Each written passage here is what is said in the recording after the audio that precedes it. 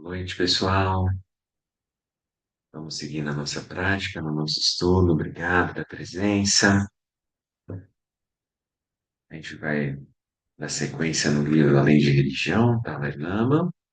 A gente está no capítulo 3, A Busca da Felicidade, lá na página 48. Antes, nós vamos fazer nossas preces iniciais. Vou colocar aqui, compartilhar com vocês, para a gente estabelecer a nossa motivação. Dedicamos nossa prática a todos os Budas e patriarcas que mantiveram acesa a luz do Dharma por inúmeras gerações, aos patronos do Dharma vivos e falecidos, aos nossos ancestrais e a todos os seres que morrem para a nossa sobrevivência. Dedicamos nossa prática às pessoas vivas e às pessoas falecidas, aqui relacionadas, para que, como uma luz que dissipa a escuridão, o alvorecer de Dharmata e da cinco sabedoria se complete, conduzindo-as à liberação das enfermidades, aflições e confusão, e capacitando-as a agir em benefício de todos os seres. Dedicamos a lucidez e a realização de todos os seres em todas as direções e tempos. Que todos encontrem a felicidade e as causas da felicidade e superem o sofrimento e as causas do sofrimento. Orye Yegi San Pemaige Sardum Pula Ayan Sain Jugi Nodrevne Pemaige Ne Jitsundra Ordu Kandro Mampe Kurn Kiki Jesu Dadru Ki Jinji Lokju Jeksu San Guru Bema Siddhi Ho Urge Ji Devjan San Ema Agesar Dompu La Yatseng Choki No Drune Ema Jene Jesu Gran Ordu Kandro Mampe Kur Ji Jesu Dadru Ki Jinji Lobchi Jesu San Guru Pemai Siddhi Ho Orje Ji Nemjan San Pemai Gesar Dompula Ayatse Chogi Nodru Ne Emajane Jitsun Drak Ordu Kandro Mampe Pur Chichi Jesu Dadru Ki Jinji Lokchir Sheksu Song Guru Pema Siddhi Ho Sanje Cho Dan Su Chi Cho Nam La Jen Chu Vardu Dani Cham Su Chi Dagi Jing So Jing Pe So Nan Chi Dro La Ping Chi Sanje Drupar Shu Sangye Chodan Sochi Chonam La Janchu Bardu Dani Chansu Dagi Jing So Jing Pe So Nanchi Drola Peichi Sanjeru Parshu. No Buda, no Dharma e na excelente Assembleia da Sangha, até que alcance a iluminação, neles eu tomo refúgio. Através da minha prática das seis perfeições, possam todos os seres sencientes alcançar o estado Buda.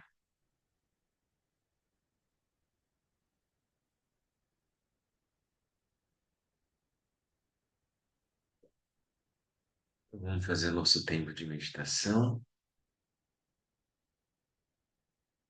Procura uma posição confortável.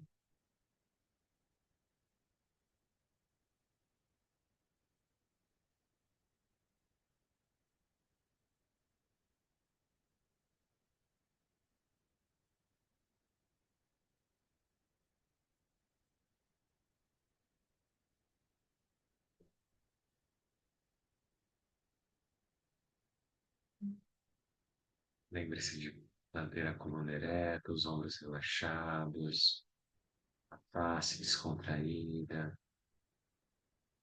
Traga sua mente de volta ao momento presente.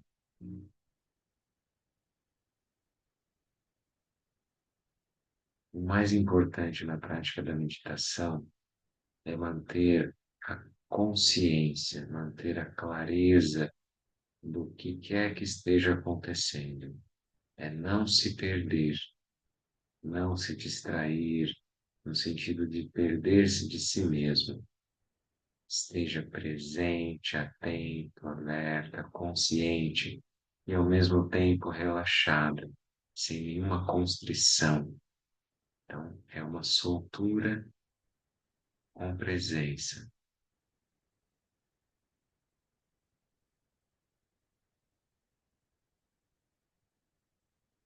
Você pode tomar a respiração, seja abdominal ou nas narinas, como um foco para poder ter uma ancoragem da sua atenção.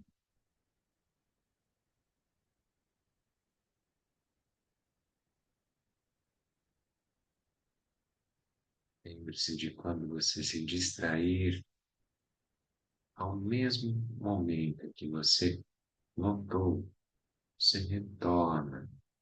Essa é a nossa prática. Manter a consciência e não se perder em histórias. Apenas retorne.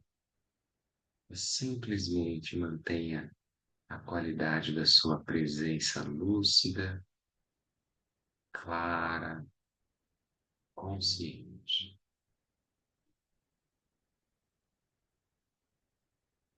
Então vamos seguir em silêncio os próximos minutos, cada um dentro da sua prática, e chamata, permanência serena,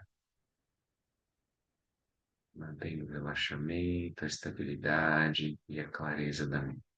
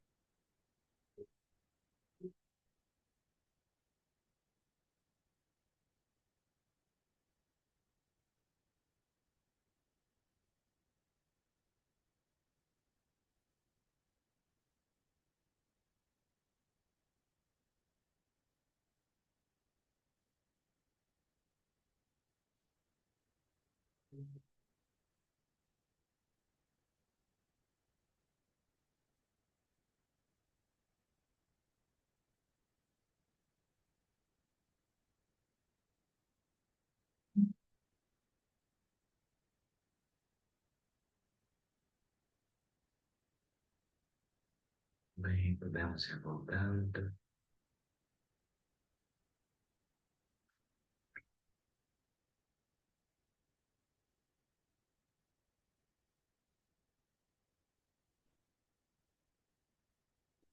Todo mundo bem, tranquilo? Então, fizemos 10 minutos de meditação, 2 minutos para instrução, né? O resto a gente ficou em silêncio. Então, é natural a gente se perder, faz parte, né? Mas faz parte a gente voltar. Daí o treino é a gente trazer essa clareza, essa lucidez, não se esquecer do que está fazendo, né? Então, quando a gente estiver com esse tipo de mente, isso é uma mente meditativa, né? A gente não precisa estar sentado na postura da meditação.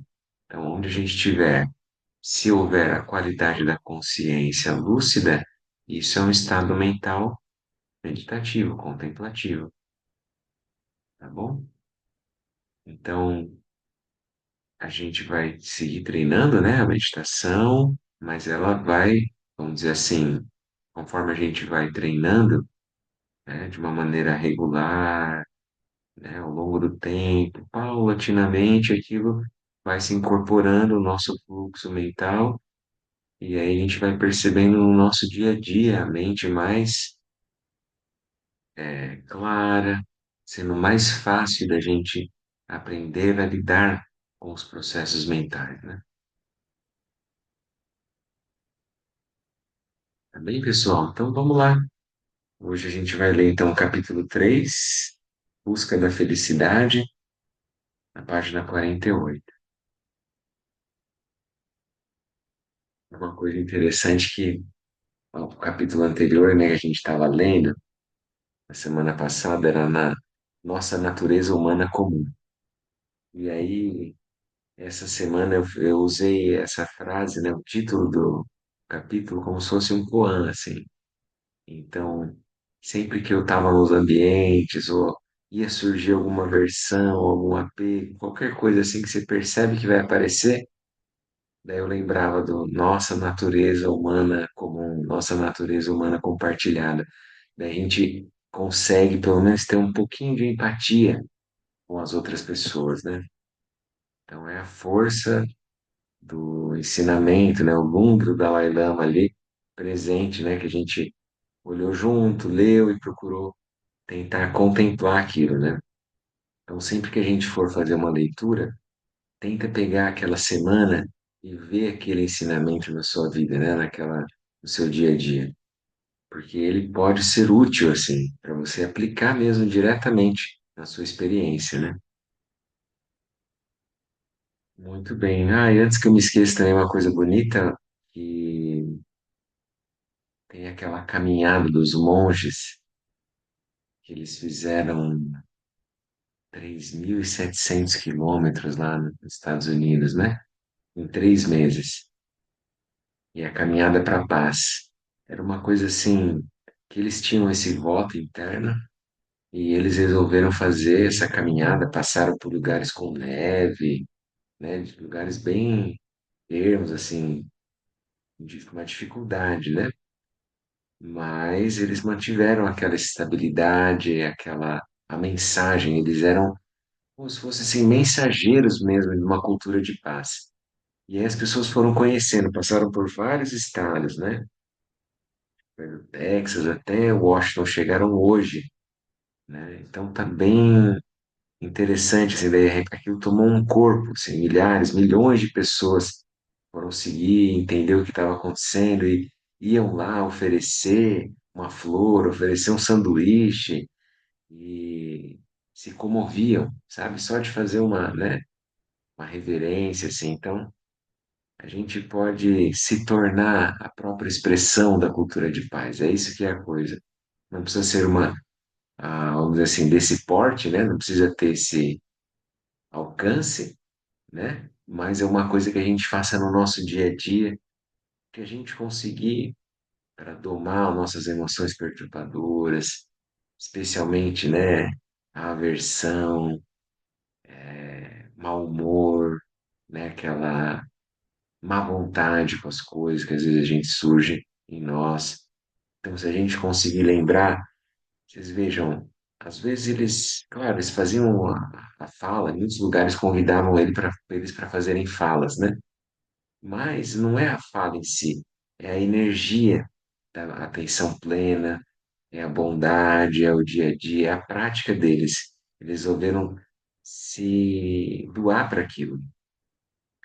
E hoje eu até vi que o Bico Bode, que é um grande, né, erudito da, da linhagem Theravada, né, estudioso assim, do budismo Theravada, budismo em Pali, ele estava lá também para receber eles lá numa universidade, e ele fez uma fala também, bem bonita.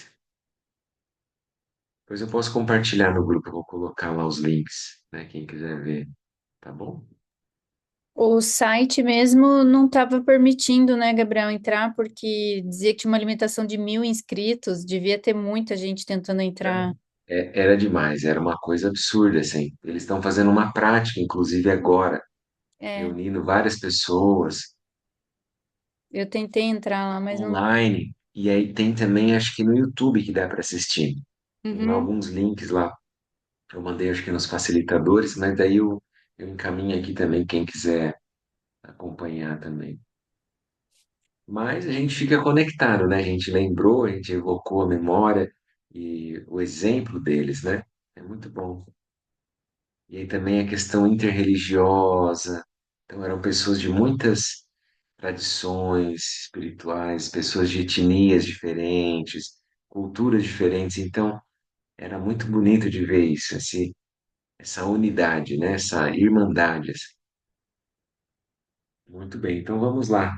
Página 48, capítulo 3, A Busca da Felicidade. O ser humano sobrevive apenas com esperança. E, por definição, esperança implica a ideia de algo melhor. A meu ver, a nossa própria sobrevivência depende da ideia de felicidade futura. Mas, se aceitarmos que os seres humanos são fundamentalmente predispostos a buscar a felicidade e a evitar o sofrimento, ainda nos resta investigar o que se entende por felicidade e de onde ela pode surgir. Felicidade é um termo bastante genérico, o que pode gerar mal-entendidos. Neste livro, por exemplo, deve ficar claro que estamos falando em um contexto secular, não sobre as concepções religiosas da felicidade suprema, mas sim a simples alegria ou da felicidade no sentido comum do dia a dia. Como disse anteriormente, para os seres tão complexos que somos, alcançar a felicidade não é simples. Ao contrário da felicidade do cachorro, do gato, a nossa requer mais do que simples satisfação do desejo sensorial. Então, quais são as fontes para a felicidade humana? Existem três fatores imediatos que falam por si mesmos e que contribuem significativamente para o bem-estar humano. E acho que a maioria das pessoas irá concordar com eles. Riqueza ou prosperidade, saúde e amizade ou companheirismo. Então, riqueza, saúde e amizade. Que ele está querendo dizer, ele não está falando da felicidade suprema. No budismo a gente vai falar da iluminação, né? Na tradição védica antiga da Índia vai falar da bem-aventurança, né? Uma beatitude, de um bem-estar, né? Sukha, né? Ou na união com Deus, na união divina, dependendo da tradição, né? Então ele não está falando nesse ponto, ele está falando de uma felicidade comum do dia a dia. E vamos ver como é que ele vai fazer essa apreciação. Riqueza, saúde e amizade. Vamos começar com a riqueza. Será que nossa situação material afeta a nossa felicidade? Bem, certamente sim. Seria tolice negar a importância dos fatores materiais para o nosso bem-estar. Afinal, mesmo um eremita vivendo sozinho em uma caverna na montanha precisa de comida e roupas. Sem um certo nível de conforto material, não é possível viver com a dignidade que todos nós, enquanto seres humanos, merecemos. Assim, é claro que o dinheiro é um fator importante em nossa busca por evitar o sofrimento e alcançar a felicidade. Mas quanto dinheiro é suficiente? Em tibetano, por exemplo, por vezes chamamos o dinheiro pelo apelido de Kunga Dondrup, Dondrup. Para nossos ouvidos, a alcunha soa como um nome pessoal comum, mas significa algo como aquilo que nos faz feliz e pode satisfazer nossos desejos. Como o dinheiro nos dá escolhas e liberdade, é natural que as pessoas o achem muito atraente e pareçam nunca sentir ter o suficiente. Às vezes, em minhas palestras em a tibetanos, eu brinco sobre sua devoção a Kunga Dondu. Como parte da nossa prática religiosa tradicional, nós tibetanos geralmente recitamos um mantra associado ao Buda da Compaixão, Om Mani Padme Hum. Fazemos isso com frequência ao longo do dia, de forma tão natural quanto a nossa respiração, mesmo quando estamos ocupados com outras coisas, Om Mani Padme Hum, dizemos. Om Mani Padme Hum. Porém, quando alguém o recita rapidamente, fica murmurando. Om Mani Padme, Om Mani Padme, Om Mani Padme, Om Mani Padme, Om Mani, até o ponto em que começa a soar como se estivéssemos dizendo em inglês. O money, money, money, money. O money também, o money também, o money, money, money. Dinheiro, dinheiro, dinheiro. Mas brincadeiras à parte, claramente a riqueza e a prosperidade trazem benefícios. Como seres humanos, precisamos de abrigo decente, ambiente saudável, comidas nutritivas e água limpa. Estas são nossas necessidades fundamentais e, como tais, são pré-requisitos para a felicidade humana. No entanto, benefícios adicionais da riqueza, uma casa nova, um carro novo, um novo celular, embora possam aumentar temporariamente o nível de conforto ou conveniência diária, não trazem nenhuma garantia de satisfação duradoura ou de contribuírem para uma sensação de bem-estar geral. Na verdade, adquirir cada vez mais posses muitas vezes eleva a ansiedade, o estresse e a preocupação, fatores que podem, por sua vez, alimentar a raiva e até o ressentimento. Curiosamente, evidências reunidas por psicólogos e cientistas sociais nos últimos anos sugerem claramente que aquisições materiais têm apenas efeitos temporários sobre o que eles chamam de bem-estar mental. Tais estudos indicam que, logo após o esgotamento da excitação inicial de uma nova compra, nosso nível de felicidade retorna rapidamente ao seu estado anterior. Em tibetano, temos uma expressão que mostra isso claramente, mas não sei se existe uma expressão similar em outras línguas. Quando uma pessoa é atraída pelas emoções de uma nova compra, a chamamos de Aksar Chapo, algo como excessivamente apegada ao novo. A implicação é que tal pessoa não só é gananciosa, mas também impulsiva e frívola, sempre correndo atrás das mais recentes novidades ou dos mais novos aparelhos e equipamentos eletrônicos. A cultura consumista moderna tende a incentivar esse tipo de frivolidade. De conflitos por recursos naturais no mundo a conflitos no núcleo familiar, frequentemente os valores materiais são a raiz de problemas. Portanto, riqueza material não é garantia de felicidade. De fato, conheci algumas pessoas muito ricas, mesmo bilionários, que me contaram pessoalmente estarem muito insatisfeitas e infelizes com suas vidas. A riqueza cria uma espécie de escudo em torno das pessoas, que muitas vezes traz solidão. Ou seja, um gadonto é um amigo incerto e que também traz muito sofrimento. A riqueza material pode se tornar uma fonte de muito estresse e infelicidade, mas isso não acontece com a riqueza mental baseada no amor e na compaixão. Portanto, é óbvio o tipo de riqueza que realmente devemos procurar. Você poderia argumentar que a riqueza concede uma espécie de segurança e satisfação que é de fato bastante duradoura. Talvez seja assim, mas quão verdadeiramente segura a riqueza material é? Desastres naturais periodicamente nos mostram como é frágil essa segurança material que sentimos ter. Portanto, muito mais importante do que o dinheiro, posse ou status é o nosso estado mental. Os membros de uma família pobre serão felizes se houver afeto, bondade e confiança entre eles. Seus vizinhos ricos podem viver no luxo, mas se a suspeita ou ressentimento assediam suas mentes, eles não terão felicidade genuína. Essa é uma questão de senso comum. Em última análise, o estado mental é a chave. Recentes pesquisas da ciência social demonstraram não só que os benefícios da riqueza para a mente são temporários, mas também que o nível geral de satisfação social é maior quando a riqueza é distribuída de forma equilibrada do que quando há grandes disparidades entre ricos e pobres.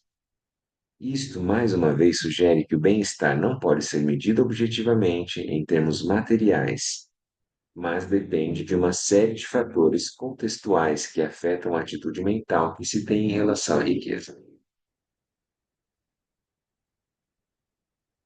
Que é sempre aquele ponto, né, que a gente vai precisar, claro que a riqueza, em termos de prosperidade, né, a gente precisa ter um mínimo, né, uma coisa básica, assim. Isso daí a gente não está dizendo que não deve. Então, é muito bom que a pessoa tenha uma alimentação saudável, né, tenha um lugar para dormir, possa tomar um banho, né, tenha uma boa roupa, então tenha uma qualidade digna. Isso a gente aspira para todos os seres, né? A questão que a gente vai trazer, que a Helena propõe para nós, é o limite entre o supérfluo e o necessário. Tem aquilo que é necessário, ótimo. A gente precisa aprender, então, o que ele vai evocar aqui para nós é que existe uma insatisfatoriedade, né? A dukkha, né, que a gente fala, que é como se fosse estiver tomando água do mar para matar a sede. É água salgada que vai aumentar.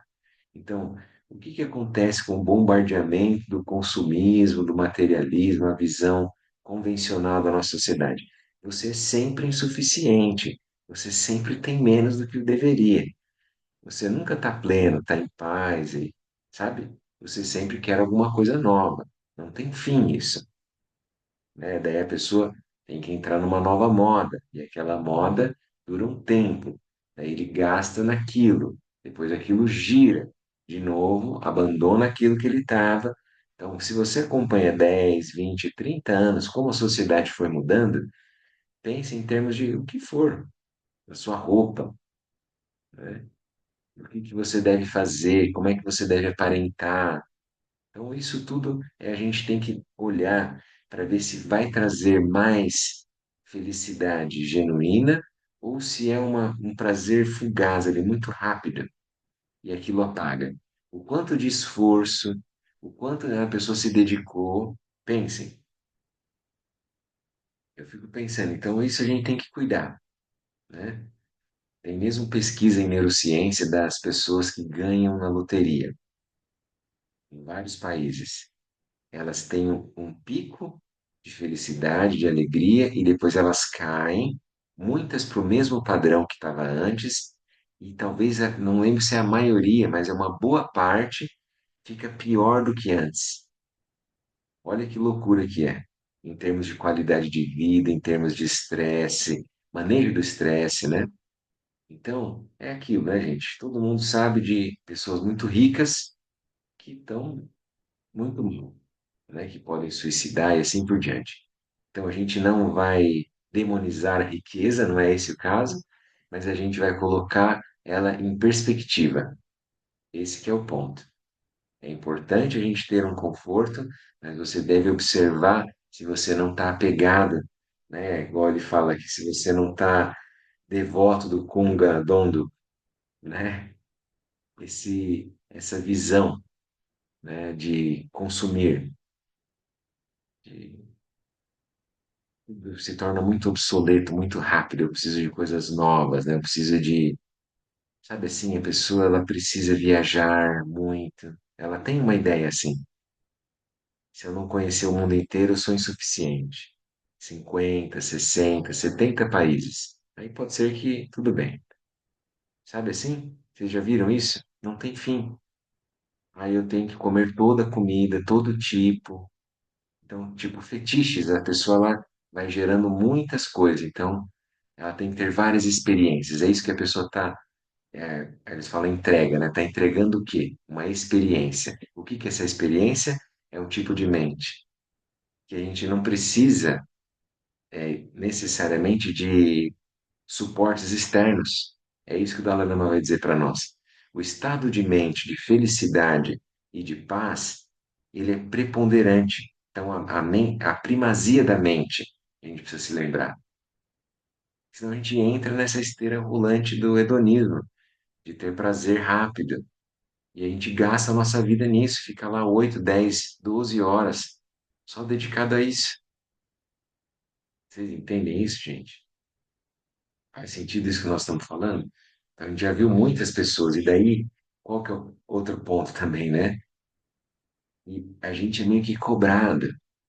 Se você não for um vencedor, se você não tiver produtividade, você vai ser olhado como inferior, como loser, como alguém que tem menos valia, tem menos valor para a sociedade. Isso não é muito louco? Então, por isso que a gente vai ter que soltar os 8 dharmas mundanos, as 8 preocupações mundanas, né? Gostar de ganhar, não gostar de perder, desejar ser famoso, não gostar de ser ignorado, né? Gostar de ser feliz, não gostar de ser infeliz, gostar de ser elogiado, não gostar de ser criticado. Isso mantém a gente preso. E daí eu quero os likes, eu quero o reconhecimento, eu quero que o outro aprove a minha conduta. É como se eu não tivesse valor. Se eu não tiver um certo jeito de ser, ou um status, uma posição, parece que eu não tenho valor só por ser ser humano. Então, o que quer que a gente faça naquele dia, ou que não faça, a gente tem valor. Dá para entender? A gente não vai ser perfeita acertando tudo, né? Tá fazendo sentido isso que nós estamos falando, gente? Então, essa é a nossa perspectiva que a gente pode tentar elucidar o ponto do que é supérfluo, o que é necessário. E até que ponto as minhas satisfações, né, dos desejos materiais, eles vão ser duradouros. É isso. Então, é muito importante a gente cultivar estados mentais que sejam salutares, que eles vão permanecer. É só a gente ver velhinho, gente. Pessoas idosas que têm sabedoria, que têm um bom coração, que é gostoso estar junto, olharam para o mundo interno, que saíram de si e foram tentar ajudar os outros. E, ao mesmo tempo, pessoas que trabalharam muito, que tiveram uma riqueza, um status, um poder, e que estão idosas e que não estão pensando nos outros, e elas têm ansiedade, elas têm culpas, elas têm medo da morte, nem falam sobre isso. Então, isso é uma forma também da gente pôr em perspectiva, né? Bom, alguém quer fazer algum comentário? Então, vamos passar aqui para a próxima, que é a saúde. Então, falou de prosperidade ou riqueza, né? E agora, saúde. E o que dizer sobre a saúde?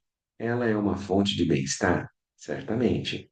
Como muitos de nós já pudemos experimentar, quando estamos em constante dor e desconforto, pode ser muito difícil manter uma atitude positiva.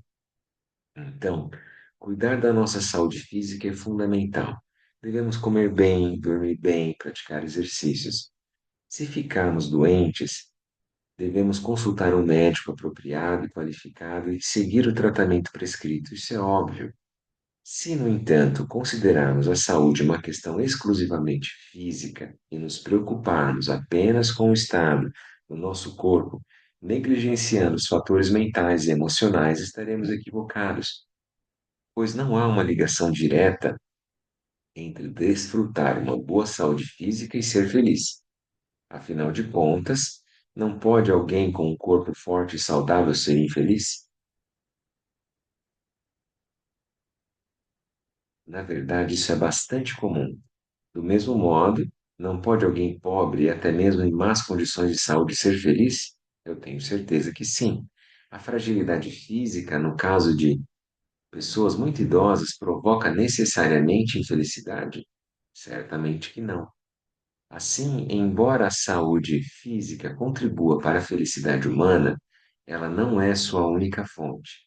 Ao invés disso, a verdadeira fonte da felicidade envolve, mais uma vez, nosso estado mental, perspectiva e motivação, e nosso nível de cordialidade e gentileza com os outros. Esse é o trechinho rápido, breve da saúde, pincela bem claro para nós, né? É importante a saúde, claro, ajuda a gente ter um estado mental mais positivo. Quando a gente está com dor, quando a gente está doente, a gente fica baqueado, a gente fica mal. É difícil a gente ajudar os outros, a gente fazer as nossas atividades, certo? Então é bom a gente cuidar do nosso corpo, como também é muito importante cuidar da nossa mente, das emoções. Então, isso vai ser crucial. Então, ter uma alimentação saudável, cada um vai ver como é bom para si, né? O que que faz bem.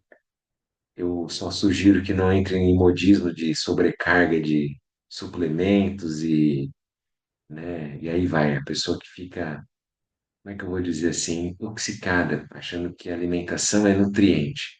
E não é. Quanto mais natural, quanto mais orgânico, é melhor. Essa é a minha visão. E a questão do exercício físico também é bom que a gente faça, trabalhe o nosso corpo, o que for possível, especialmente aquilo que você goste, que tem afinidade, né? Mas também forçar o nosso corpo também não é bom. Atletas de alta performance também sofrem envelhecem antes do tempo e infartam antes do tempo, não precisaria forçar a máquina, vamos dizer assim. Então, seja gentil com o seu corpo. E ao mesmo tempo, mais uma vez, Dalai Lama vai mostrar, a gente precisa lembrar da primazia da mente. O estado mental pacífico, sereno, equilibrado, ele é mais propenso a lidar com doenças, com dificuldades de uma forma mais positiva e, ao mesmo tempo, produzir essa felicidade duradoura que a gente está esperando. Mesmo que eu tenha um bem-estar físico, eu estou forte, fisicamente saudável, mas eu estou deprimido, não aguento mais a vida, estou de mal com a vida. A gente vê muitos casos assim. Então, é aquilo, a gente vai cuidar do nosso corpo, mas com equilíbrio. É isso, né? E aí vai falar sobre amizade, então. Prosperidade, saúde, agora amizade. Agora falemos sobre a amizade. É muito importante ter um círculo íntimo de amigos, pessoas com quem podemos passar o tempo e compartilhar experiências. Como somos animais sociais, o relacionamento com os outros é fundamental para o nosso bem-estar. Mas devemos considerar cuidadosamente o que distingue a verdadeira amizade dos relacionamentos superficiais, que trazem apenas benefícios igualmente superficiais. Não há dúvida de que na sociedade humana, dinheiro, posição social e aparência chamam muito nossa atenção. Mas qual é o verdadeiro objeto dessa atenção? É possível que as pessoas não sejam verdadeiramente nossos amigos, mas sim amigos do nosso dinheiro, do nosso status ou da nossa boa aparência? E se for assim, o que aconteceria se a nossa sorte desaparecesse? Se perdêssemos nossa boa aparência ou nosso dinheiro? Será que esses amigos ainda estariam lá quando precisássemos deles ou simplesmente desapareceriam? O perigo é que tais amigos desapareçam rapidamente. É evidente que a amizade verdadeira pode apenas ter como base a confiança e o afeto, o que só pode surgir quando há um sentimento mútuo de respeito e consideração. Assim, sentimentos de confiança e de gentileza que se contrapõem a sentimentos de isolamento ou solidão não dependem da presença de outros ou da aparência externa de uma amizade, mas sim da nossa sincera atitude de preocupação e respeito com os outros. A verdadeira fonte desses sentimentos está dentro de nós. Durante uma visita à Espanha há muitos anos, conheci um monge cristão que havia passado 5 anos vivendo como eremita atrás de seu mosteiro. Então lhe perguntei o que fez durante todo esse tempo. Ele respondeu que esteve meditando sobre o amor. Quando me respondeu em um inglês ainda pior do que o meu, vi em seus olhos a profundidade desse sentimento e ele não precisou dizer mais nada. Aqui temos um exemplo de alguém que vivia sozinho e não sentia solidão. É o calor humano ou a compaixão, acima de tudo, que nos conecta uns aos outros. Pessoas que aparentam ter muitos amigos e admiradores, todavia podem se sentir isoladas. Gostaria de lembrar a essas pessoas que o único antídoto para tal solidão é a sua própria atitude interior de afeto, preocupação e gentileza com os demais seres humanos. Hum.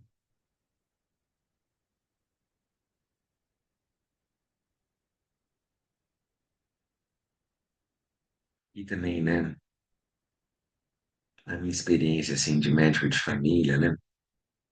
Então, às vezes, em termos de saúde da pessoa, seja a pessoa mais rica, gente que eu atendi que ganhava muito dinheiro, e as pessoas mais pobres, que às vezes não tinham onde morar, e também eu atendi.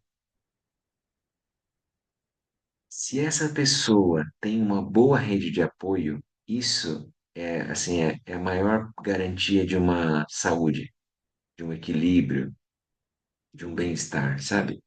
Então, você ter uma rede de amigos, que pode ser a sua família, né? Pode ser amigos, poucas pessoas que você pode confiar, que você pode compartilhar, isso dá um sentido completamente diferente na vida. Isso é o sentido da sanga. A sanga é quando pode te oferecer essa escuta qualificada, amorosa, compassiva e uma fala que vem de dentro, sincera, que te aceita como você é, que não espera que você aparente alguma coisa, ou que você vença algum concurso, ou que você vença etapas e evolua em termos do extrato social que você está. Então, é alguém que te aceita e que te acolhe, e é isso que a gente vai tentar fazer, ser também essa rede de apoio para os seres. E que não é fácil, mas a gente sabe que é muito curativa, muito restaurativa. A gente simplesmente não julgar, ter empatia e aceitar o outro e ser amoroso e querer que o bem do outro, né? Então, a gente parece que não fala disso, não é verdade, gente? A gente fala que tem que ter uma boa, uma boa alimentação, que tem que fazer exercício físico, mas não fala para mim que é o essencial, que é a rede de apoio. Se você está perdido, acontece alguma coisa, uma desgraça, um sofrimento, uma doença, perde um emprego, qualquer coisa, né? Ou tem uma enchente, igual teve no Rio Grande do Sul, ou começa a pandemia. Se você tem uma boa rede de apoio, te ajuda muito, dá um sentido ali. Por isso que a sanga é, para nós, no budismo, uma fonte de refúgio. Quando a gente fala refúgio nas três joias, né? O Buda, aquilo que para nós manifesta essa lucidez, né? Pode ser o Buda histórico, pode ser o mestre, pode ser a sua própria natureza livre que está ali disponível. O Dharma, os ensinamentos que a gente está olhando, né? Tudo aquilo que nos nutre de virtude, de bondade, de ética, né? E aí depois a Sangha, que é a comunidade que procura viver com essa lucidez, com essa presença, né, de espírito, assim. Então, faz muito sentido para mim, assim, né, a questão das amizades estarem aqui, assim, para realmente busca da felicidade sem ter companhia, sem ter amigo, né, se sentindo isolado, se sentindo solitário, não faz sentido. E aqui ele fala no final o exemplo desse eremita, né, cristão, esse monge, que não é necessariamente a presença física das pessoas, mas que aquilo você vai encontrar dentro de si essa amorosidade. Daí já é um nível um pouco mais aprofundado, né?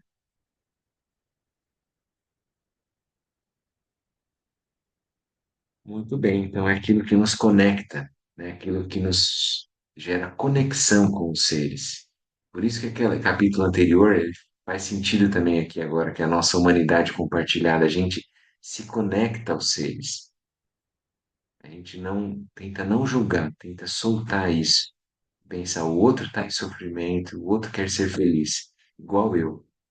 E aí a gente tenta gerar esse calor interno, né, para ajudar os seres e para participar. Eu me lembrei também a coisa do pertencimento, sabe? Fazer parte. Não é isso que o adolescente quer quando ele vai querer entrar numa tribo?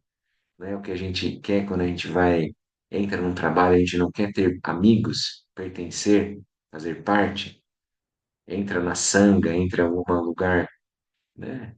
Na família, a gente quer se sentir pertencente, sabe? Você participa, você faz parte daquilo, né? Faz sentido isso que nós estamos falando, gente? Então, lembrar esses três pilares para uma felicidade que parecia comum, que já com essa apreciação do Dalai Lama já é uma outra felicidade, né? É uma felicidade genuína. Se eu perceber que é o mundo interno que vai, vamos dizer assim, tomar esses suportes para gerar um estado mais permanente, né? A felicidade, então, vai ter essa base, então, na prosperidade, na riqueza, mas aí você vê o que que é o limite daquilo. Saúde também. Não adianta ficar neurótico pela saúde, né? Tem gente que fica 4 horas na academia por dia, aquelas coisas assim, né? Que não pode comer nada diferente, tudo tem que ser, né? Uma coisa muito regrada, e aí a pessoa fica amarga com a vida, vai saber, né? Então não é o caso. Então encontra um equilíbrio. E aí depois a outro ponto, a rede de amigos, né? Cultive boas amizades, pessoas que você confia. Não precisa ser muito, né? Dois, três, cinco, não importa, mas pessoas que você pode contar na hora da dificuldade, que elas podem contar com você, né? Então vamos seguir aqui. A página 54, dois níveis de satisfação. Para a gente concluir aqui o nosso capítulo, né? Tem só mais uma, uma página, duas páginas agora. Dois níveis de satisfação. As considerações acima revelam que, quando falamos de felicidade, muitas vezes misturamos dois estados completamente diferentes e independentes, dois níveis de satisfação. De um lado, existem aquelas sensações ou sentimentos agradáveis que vêm com com as experiências sensoriais, para os quais riqueza, saúde e amizade contribuem grandemente. De outro, existe um nível mais profundo de satisfação que deriva não de estímulos externos, mas do nosso próprio estado mental. Então, de outro, existe um nível mais profundo de satisfação que deriva não de estímulos externos, mas de nosso próprio estado mental. É a este segundo nível, que vem de dentro de nós, a que me refiro quando falo de felicidade humana genuína. O primeiro tipo de satisfação, sendo dependente de estímulo sensorial, é por natureza frágil e transitório. E a gente estava falando, né, a esteira rolante do hedonismo, né, que a gente quer coisas, satisfação rápida, né, imediatismo, né. Tais prazeres perduram só enquanto perdura o estímulo sensorial, e quando este acaba, não deixa nenhuma contribuição permanente para o nosso bem-estar geral. Por exemplo, muitas pessoas gastam uma grande parte do tempo assistindo a eventos esportivos, mas após o evento, o que resta? Qual o benefício duradouro adquirido?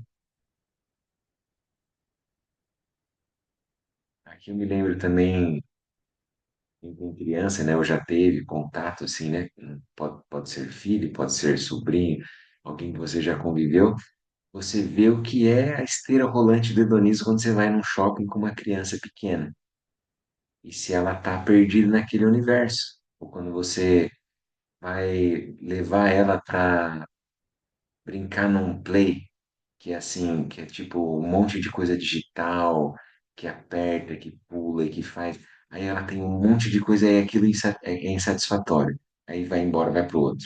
Aí vai pro outro, aí não tem parada aquilo.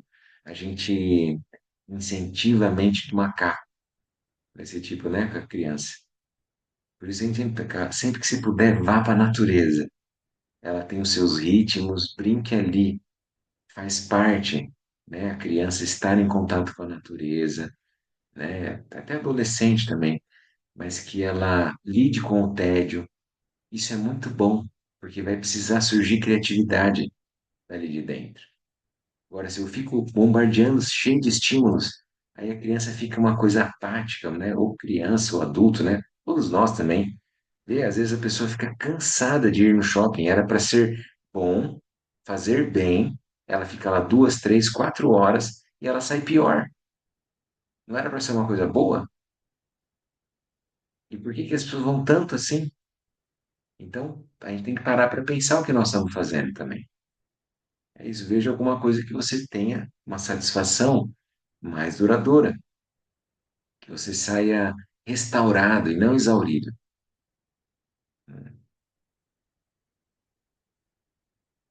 Todos os prazeres com base no estímulo sensorial, em algum nível, originam-se da satisfação de um desejo. E se nos tornarmos obsessivos em se satisfazer tal desejo, isto acabará por se transformar em sofrimento. Mesmo o prazer de comer pode se transformar em um sofrimento quando é excessivo. Então, que a gente possa se satisfazer com poucos desejos, vamos dizer assim, né? Então, a gente possa simplificar a nossa vida. Se a gente encontra internamente um estado de paz, de tranquilidade, então, que vem de dentro, essa felicidade genuína que a gente está cultivando, que o Dalai Lama está dizendo aqui, a gente necessita cada vez menos, porque o mundo externo, ele se torna uma coisa apática. Você ter o bem-estar da meditação, ou a pessoa que faz uma yoga, um tai chi, seja o que for, parece que ela encontra uma paz, uma tranquilidade, um bem-estar mesmo, prazer, que é bem mais satisfatório do que ela ir lá comer um chocolate ou ela ir fazer alguma outra coisa, né? Então, a gente vai olhando como é que é a nossa vida, né? Não estou sugerindo que esses prazeres sejam completamente inúteis, mas estou simplesmente salientando que as satisfações que eles trazem são transitórias e envolvem ciclos incessantes de desejo. No mundo materialista de hoje, em que os valores internos são com frequência negligenciados, é fácil cair no hábito constante de procurar estímulos sensoriais. Veja se você está insatisfeito, se você está infeliz, se você está ansioso, se você não quer comprar mais. Agora é tudo digital, você entra lá no seu aplicativo e vai atrás de comprar coisas, para ter a sensação de alguma coisa boa que parece que eu estava precisando. Agora, olha você mesmo, talvez na mesma condição, no mesmo momento, a mesma casa, os mesmos pertences, mas você está em paz. Teve um bom dia, foi tudo bem. Você talvez não tenha a mesma propensão para comprar, não é verdade? Então é só olhar, não é a necessidade em si, é internamente alguma coisa que eu gostaria de preencher, de cobrir.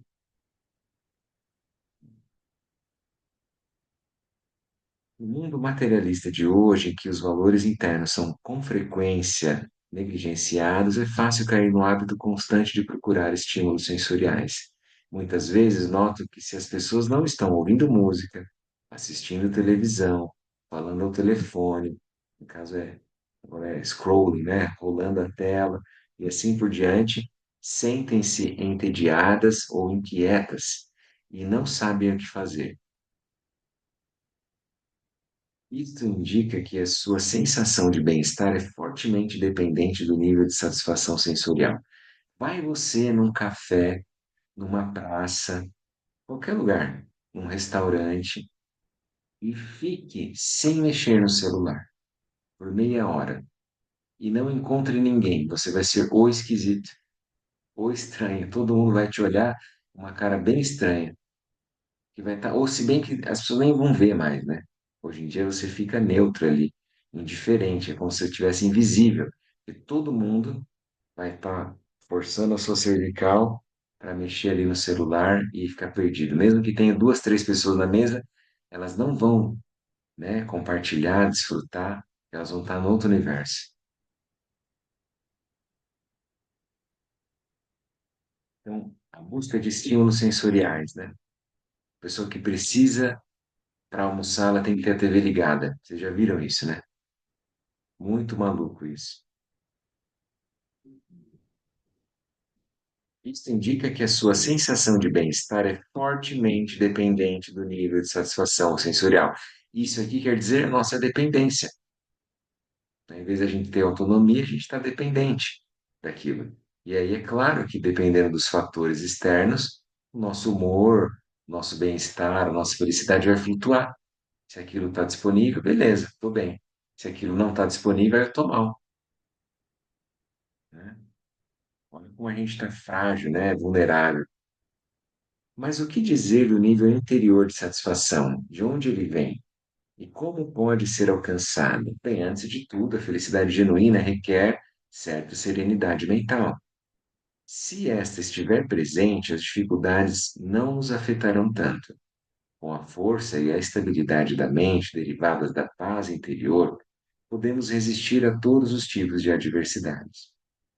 O papel determinante da nossa mente em nossa felicidade pode ser facilmente ilustrado.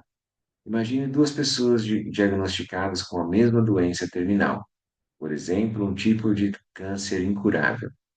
Uma delas responde a essa notícia com raiva e autopiedade, obsessivamente focando na injustiça da situação, enquanto a outra responde com calma e aceitação. Em ambos os casos, a condição material, em termos de saúde física e sofrimento, é a mesma. Mas a primeira pessoa atrai sobre si mesma adicional sofrimento psicológico e emocional, enquanto aquela, com a mente calma, está melhor preparada para continuar a vida, experienciando as coisas que trazem alegria, talvez a família, a dedicação em fazer determinadas coisas ou a leitura. A única diferença entre as duas é o estado mental de cada uma. Com essa atitude positiva interior é possível, mesmo em circunstâncias extremamente agravantes, manter um certo nível de felicidade. No entanto, sem essa força interior, nenhuma gratificação sensorial irá nos fazer felizes.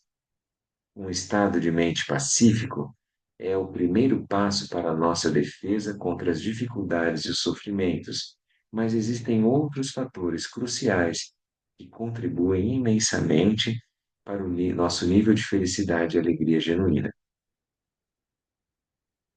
O mais importante desses fatores, segundo os estudos científicos recentes, é ter um propósito que transcenda o auto-interesse limitado e o sentimento de estar conectado com os outros ou de pertencer a uma comunidade, a rede de apoio, né, o pertencimento, uma, ter uma vida com sentido, né, com significado, significativa, né? Pessoalmente, acredito que a raiz de ambos seja a compaixão ou calor humano, e é disto que vou tratar agora. Aí, o próximo capítulo a gente continua na semana que vem. Então, é bem claro, né, o Dalai Lama, assim, para mostrar para nós que realmente estado mental, né, a mente, ela é a fonte, né, a essência ali, né?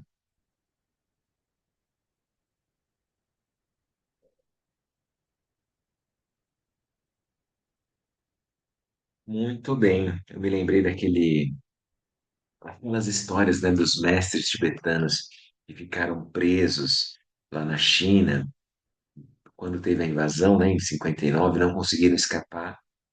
E o quanto eles passaram, né, por perrengue, dificuldade, foram presos e foram torturados. E aí contava as histórias deles depois que eles conseguiram ir para a Índia, né, encontrar lá o Dalai Lama, lá em Dharamsala. E, e tinha um caso interessante, assim, porque daí eles já tinham esse tratamento da mente, né? Eles já vinham com treinamento desde criança e de outras vidas também. E aí tinha um, falou assim, ele ficou 30 anos preso numa prisão muito assim severa, com torturas. A gente poderia descrever assim como uma situação infernal, assim. E o que ele tinha dentro de si, que ele queria manter a lucidez e a clareza, era que ele tinha medo, ele falou isso para o Dalai Lama, era dele perder a compaixão pelos guardas da onde ele estava. Então, esse era o maior receio dele. Ele não, como é que eu vou dizer assim? Dentro de si, ele não não sucumbir naquela história. Então, a circunstância externa era completamente adversa, hostil, né? Horrível. Mas internamente, com o estado de mente dele, ele conseguiu passar esses 30 anos e não ter rancor. Ele era um monge assim, amoroso, afetuoso, alegre, seguiu estudando, ajudando os outros seres e muitos outros casos como esse. Então, como a gente mostra que o cultivo do estado mental é essencial para a nossa felicidade genuína, né? Tá bom, pessoal? Alguma pergunta, alguma Ô, colocação? ô, Gabriel, eu ia comentar só no que se refere ali à amizade, à rede de apoio, né? Que recentemente, assim, eu estava pensando que a exclusão também é uma manifestação, assim, de raiva, né? Quando a gente vai caminhando, assim, no Dharma, a gente não quer, assim, discutir com as pessoas e, de certa forma, nem manifestar raiva e ódio, daí a gente busca, muitas vezes, uma alternativa que é meio começar a excluir, assim, né? Ah, não, esse aí não está fechando, então, porque eu não quero, enfim, manifestar raiva, então vou excluir, né? Não convido mais, vou só dar oi, tchau e daí é exatamente tipo uma outra forma de manifestação da raiva, né? A gente está exatamente sabotando esse sentimento de pertencimento das pessoas, né? No meio profissional é muito comum, né? A gente não vai ficar discutindo com as pessoas, daí a gente começa a tipo evitar, assim, né? Ah, não, então se ele tá lá e eu não tô, daí a gente está exatamente sabotando esse sentimento de pertencimento. Então, enfim, né? Só que foi uma coisa que pessoalmente eu me deparei, assim, sabe? Meio que buscando alternativas, mas muitas vezes caindo no mesmo viés, né? Em outra forma de manifestação da raiva, assim. Muito bom, perfeito. É isso aí, Yolanda, que é no, na linguagem tradicional do budismo tibetano é que a gente tem os infernos quentes e os infernos frios. O inferno quente é quando eu entro em raiva, eu combato, eu vou brigar, eu vou para o conflito, eu vou para, né, vou para o front. Daí, quando a gente quer evitar, a gente bota na geladeira a pessoa, né? Então, daí eu vou para os infernos frios, então eu dou uma gelada. É isso, exatamente isso, é a exclusão, né? Uhum. E aí a gente vê que daí, na verdade, a gente está se excluindo também de ter a presença, né? De ouvir uma outra forma de pensamento, né? Que pode ser complementar. É claro, né? Também a gente tem que ter essa coragem de ser imperfeito, que nós já somos, assim, com dificuldades, a gente não tem a iluminação, né? Então, como é que eu vou lidar? Às vezes é melhor afastar, né? Isso eu lembro do Shagdu falando para o Lama, né? Quando o karma está aumentando, é melhor afastar. Então, se está gerando mais conflito e sofrimento a tua presença junto com uma outra pessoa, a gente evita. Mas a gente não guarda rancor, ódio, ressentimento, amargura. A gente tenta manter um silêncio, por exemplo, mais amoroso, afetivo, fazendo um metabhavana de longe, que a pessoa seja feliz, que ela se libere do sofrimento, que ela encontre as causas da felicidade, supere as causas do sofrimento. E aí, aos poucos, vai curando aquela relação, até que pacifique ao ponto de, pelo menos, estar neutro e não ter uma aversão na presença do outro, porque eu purifiquei minhas marcas mentais internas e aquilo que, na verdade, que me fazia sofrer. O outro era um títere, né? Era uma marionete, um fantoche em quem eu projetava aquela minha marca mental, né? Aquele referencial, um condicionamento. Mas conforme como você falou, né, a gente vai avançando, praticando, treinando, percebendo que todo mundo deve ser incluído. Ninguém deve ser excluído. Mesmo a pessoa que você demoniza, né? Mesmo quem você acha que está destruindo o planeta, quem você acha que está fazendo mal para os outros, que está usando riqueza, poder, né? Que nem jogando War, fazendo assim com o mundo. Então a gente olha para essa pessoa, ela também não deve ser excluída. Porque a gente às vezes vem com uma sensação, puxa, seria melhor que tal pessoa morresse, que desaparecesse, ela está gerando muito sofrimento. Na verdade, isso pode surgir na nossa mente. Então, o nosso treino é incluir a todos no coração. E aí vai curando aquilo, né? Doses homeopáticas. Né? Muito bom. Muito bom. Então, vamos fazer um pouquinho de silêncio, daí a gente faz a nossa dedicação.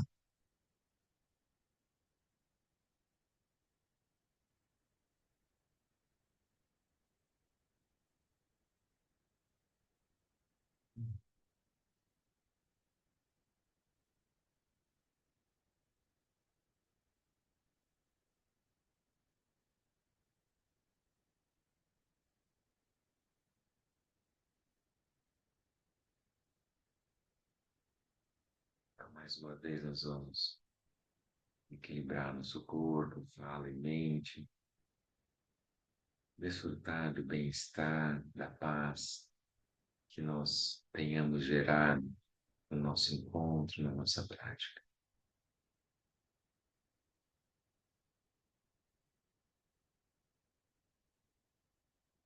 Nós vamos procurar compartilhar, reverberar o maior número de seres possam receber essa mesma paz, serenidade, clareza. Então, que todos os seres sejam felizes, que todos os seres sejam livres, que todos os seres encontrem as causas verdadeiras da felicidade e superem as causas verdadeiras do sofrimento. Que todos os seres sejam felizes e que todos os seres sejam livres.